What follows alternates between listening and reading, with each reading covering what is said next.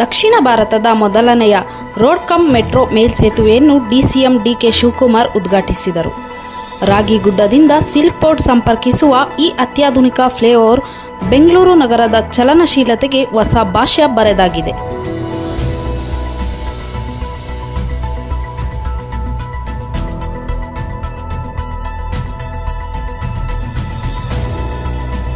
ಈ ಸಂದರ್ಭದಲ್ಲಿ ಉಪಮುಖ್ಯಮಂತ್ರಿ ಸ್ವತಃ ತಾವೇ ಕಾರು ಡ್ರೈವ್ ಮಾಡುತ್ತಾ ಜನರಿಗೆ ಉತ್ಸಾಹದಿಂದ ಕೈಬೀಸಿದ್ದು ಕ್ಯಾಮೆರಾ ಕಣ್ಣಿಗೆ ಆಕರ್ಷಕವಾಗಿ ಕಾಣಿಸಿತ್ತು.